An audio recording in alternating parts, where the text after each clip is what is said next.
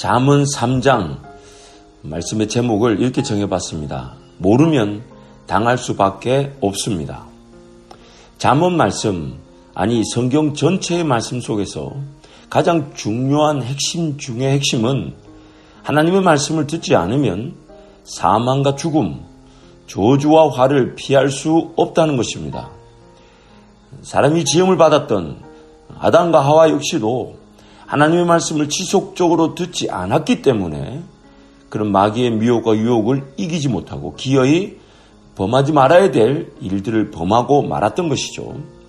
사람은 지음을 받았을 때 창조된 그 순간부터 하나님의 말씀으로만 생명이 유지되고 지켜지고 보호될 수 있었습니다. 그리고 지금도 그러합니다. 오늘 잠언 3장 안에서만 보아도 21절에서 24절에 이렇게 말씀합니다. 세 번역을 한번 읽어드릴게요. 아이들아, 건전한 지혜와 분별력을 모두 잘 간직하여 너의 시야에서 떠나지 않게 하여라. 그것이 너의 영혼에 생기를 불어넣으며 너의 목에 우아한 장신물이 될 것이다. 그때 너는 너의 길을 무사히 갈 것이며 너의 발은 걸려 넘어지지 않을 것이다. 너는 누워도 두렵지 않고 누우면 곧 단잠을 자게 될 것이다. 그래서 세 가지로 한번 제가 정리해보면, 첫 번째, 하나님 말씀을 듣지 않고 배우지 않으며 따르지 않으면 걸어가면 걸어갈수록 넘어지고 쓰러지게 됩니다. 살면 살수록 두려움과 염려와 근심을 피하거나 혹은 이기지 못합니다. 두 번째로, 하나님 말씀을 모르면 모르는 만큼 어려움을 당하게 됩니다. 고통과 고난을 피할 수 없습니다. 심지어 당하면서도 당하는 줄 모르는 상태, 바로 그것이 죄인됨의 상태입니다. 하나님의 말씀은 세 번째로 우리의 삶을 더욱 풍성하게 하고 더욱 아름답게 할 뿐 아니라 삶을 삶되도록 지키고 보호하고 인도하는 유일한 생명의 근원입니다. 그래서 하나님의 말씀을 듣지 않으면요, 우리는 그 어려움과 고난을 자초하고 있는 셈이 되어버립니다. 자초하게 되고 자처해버리게 됩니다. 하나님 말씀을 듣고 하나님 말씀을 배우고 또 하나님의 말씀을 따라 순종하는 것만이 삶이 안전하고 보호되어지고 지켜질 뿐만 아니라 더 풍성한 생명을 얻듯 더 놀라운 하나님의 은혜를 누리게 됩니다.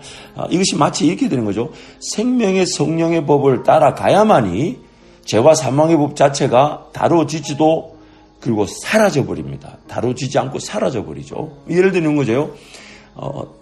담배를 끊어야지 물론 지금 담배가 지금 잘못됐다는 게 아니라 예를 들면 담배를 끊어야 된다고 생각하고 담배를 끊어야지 했을 때 잘 안 끊어지죠. 근데 담배 살 돈으로 뭐 선교를 한다든지 누굴 도와버린다든지 아니면 다른 목적을 향해 먼저 써버리면 담배를 살 돈이 사라지게 되면 담배를 자연스럽게 끊어버리게 되는 거죠. 동시에 일어나는 겁니다. 하나님의 말씀을 듣고 하나님 말씀 배우며 하나님 말씀 따라가면 내 삶이 그제서야 안전해진다는 것이죠. 생명의 성령의 법, 성령 하나님을 따라가면 죄와 사망의 법에서 해방되는 논리가 바로 이것입니다. 특별히 잠언 1장, 3장 1절에 10절 오늘 본문에서 1절에 10절 말씀을 들여다보면 특별히 1절에 10절 말씀은 A와 B 구조로 되어 있습니다. 이렇게 하면 이렇게 될 것이다. 이렇게 하면 이렇게 주어질 것이다. 이렇게 하면 이렇게 누리게 될 것이다. 그 구조로 3장 1절 10절 말씀이 선포되고 있습니다. 그래서 그러면이라는 단어가 이 세번역 성경에 보면 2절, 4절, 6절, 8절, 10절에 등장하고 있습니다. 그래서 홀수 1절부터 10절까지 해서 1, 3, 5, 7, 9에서는 이렇게 하면이라고 말씀이 나오고 2, 4, 6, 8, 10절에서는 그렇게 하면 이렇게 될 것이다, 주어질 것이다, 누리게 될 것이다 라고 말씀하고 있죠. 그래서 5가지 내용을 한번 정리해보면요. 첫 번째는 하나님의 가르침을 잊지 않고 하나님의 계명을 마음에 간직하면, 하나님의 가르침을 잊지 않고 하나님의 계명을 마음에 간직하면, 그러면 그 가르침과 계명들이 인생 장수의 복과 해가 가면 갈수록 평안을 누리게 한다는 것입니다. 지난 이틀 동안 우리가 잠언 1장, 2장 말씀을 쭉 살펴보면서 3장 말씀에서도 그 원리가 적용되는데요. 내가 따르고 지킨 말씀이 나를 지킵니다.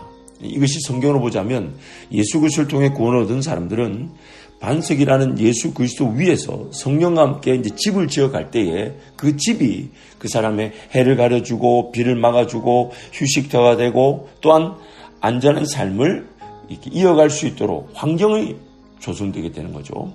그런데 그 집을 짓는다는 게 뭐냐면 말씀을 듣고 따르고 순종하여서 하나님께서 말씀하신 이 말씀의 역사들이 행함으로 나타나는 것이죠. 그래서 가르침을 잊지 않고 계명을 마음에 간직하면 그러면 그 사람은 삶이 장수하게 되고 날이 가면 갈수록 해가 가면 갈수록 평안을 누리게 된다는 것입니다. 두 번째는 인자와 진리. 인자와 진리라고 번역됐는데 영어 성경에 보면 인자가 steadfast love, 변함없는 사랑이다 라고 이렇게 번역이 되어 있고요. 또한 진리를 faithfulness, 이 신뢰할 만한 충실, 신뢰할 만한 충실. 그래서 변함없는 사랑과 신뢰할 만한 충실, 충성을 저버리지 않고 그것을 항상 기억하듯 목에 걸고 다니며 마음속 깊이 새겨두면 그러면 그 사람은 하나님과 사람 앞에서 은혜를 잊고 귀중히 여김을 받게 되는 것입니다. 저와 여러분의 삶에 이 두 가지 참 적용점이죠. 변함없이 사랑하고자 하며 또한 신뢰할 만한 충실, 충성. 저 사람한테 일을 맡기면 어떻게든 그 일을 잘 감당해내. 최선을 다해줘. 믿을만해. 멋있는 얘기죠. 이 변함없는 사랑은 이런 겁니다. 이렇게 쉽게 표현하면 어떨까요? 부지불식 중에 천사를 섬겼던 아브라함처럼 항상 섬길 기회를 엿보고 사랑을 베풀 기회를 엿보는 것. 물론 이 모든 것들도 성령 안에서 우리가 누리게 될 복이지만은 변함없는 사랑과 신뢰할 만한 충실, 충성을 저버리지 않고 항상 목에 걸고 다니던 마음에 깊이 새겨두면 그러면 그런 사람은 저와 여러분이 하나님과 사람 앞에서 은혜를 입고 귀중히 여김을 받게 됩니다. 그래서 우리 자녀들한테 이걸 가르쳐줘야 되겠대요. 변함없이 사랑할 수 있는 자세, 그리고 무엇이든지 맡겨진 일에 충성을 다하며 최선을 다하는 그런 삶의 자세를 가리키면 그 사람은, 그 자녀는 하나님과 사람 앞에서 은총을 입고 귀중히 여김을 받게 되는 것입니다. 행복할 것 같아요.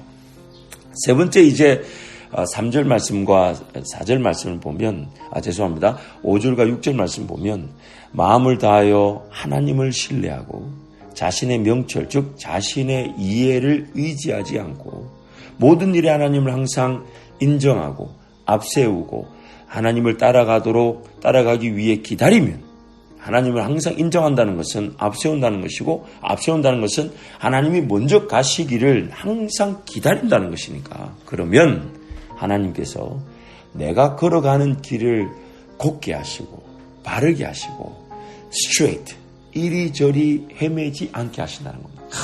멋있죠? 내가 좀 부족해도 길이 바르면 사람은 이렇게 지름길 갈 수 있고요, 헤매지 않죠. 이 길이라는 게, 이 길의 최고의 그 은혜가 뭐냐면 바른 거거든요. 곧 바른 거, straight, 직선 도로죠. 왜냐하면 인생길 뒤돌아볼 때 이게 은혜일지 저게 은혜일지 이게 복일지 저게 복일지 막 몰라서 이리저리 이것저것 시도하다가 인생이 나만이 걸어갈 길, 즉 그 가치와 영향력이 점점점 가중되듯 그 가치와 영향력이 더 쌓아져서 빛을 발휘하게 될 그 길을 놓치는 게 이 길의 제일 큰 애로사항인데, 마음을 다하여 하나님을 신뢰하고 내 명철, 즉 나의 이해를 의지하지 않고 항상 하나님을 인정하고 앞세우고 앞서가기를 기다리면 하나님께서 내 길을 곧게 바르게 그리고 이리저리 헤매지 않게 하신다는 거예요.